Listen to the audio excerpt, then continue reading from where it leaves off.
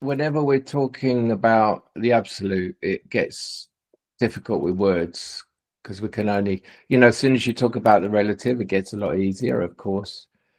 So we can kind of point to it and talk around it and point towards it. What is the absolute? Well, there's different words you can apply to it, different concepts.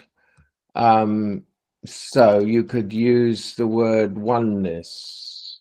You could use the word unmanifested possibility.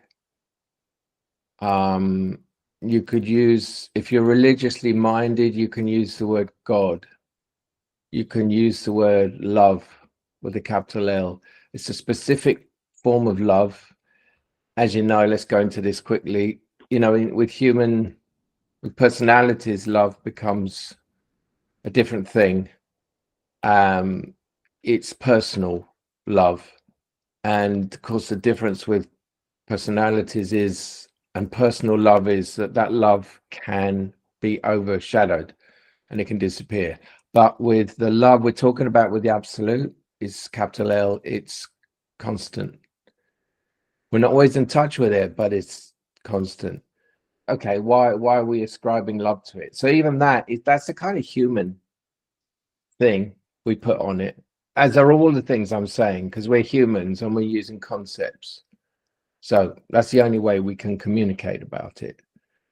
But I think in human terms, it's, another way of putting it is, so we've got the oneness, it's like interconnectedness, hence non-duality. So to us, the connectedness of life can appear, I would say, in humans as the interconnectedness as love. I think that's the kind of closest you can get as to why we use the word love with it. In simplest terms, a mother and a daughter, there's a natural, organic interconnectedness of love, but that is also possible, beyond the maternal thing, obviously. And I think there's love here too, in terms of us connecting in a very deep way. So we're sharing our humanity in a very kind of, on a deep level, I think, by inquiring together. So that's a form of love. So I would say love with the capital L can be ascribed to the absolute level. So then you've got the relative level, which of course is a manifestation, more concepts, but still it's the only way we can do it, a manifestation within the absolute level. So the relative is the absolute in a materialized form. Because obviously everything is the absolute. So what are we doing? Why are we talking about the absolute? Because we start in the absolute, or more perhaps precisely as the absolute, before we have a mind to make a division between ourselves and the world. We are just the absolute. We still are the absolute, but back then we didn't know we weren't the absolute, and we just lived as it. So then we come into the world, and the relative world of personal love and things and objects, and we learn there's a separation gradually, not at first, but gradually we learn there's a sort of separation between us and that world out there. And we get a name, we become a kind of object within that world. But there's still a phase where we're in the natural state, meaning we are orientated to the absolute still. It's our primary source of love. We're getting our love from the absolute. In between us and the absolute are our parents. So that absolute love is kind of coming in the form of personal love, as well as from all of life feeding us like that. So when we identify as the self, which we're taught to become, and there's nothing wrong with that, that's all a necessary part of being a human.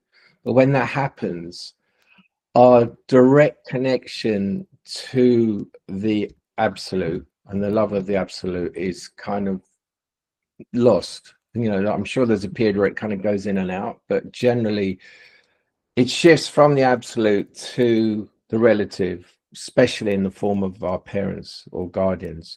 So we become dependent, really dependent. I mean, obviously we are for shelter and food and being taken care of by our parents, but in terms of love, we become dependent on them.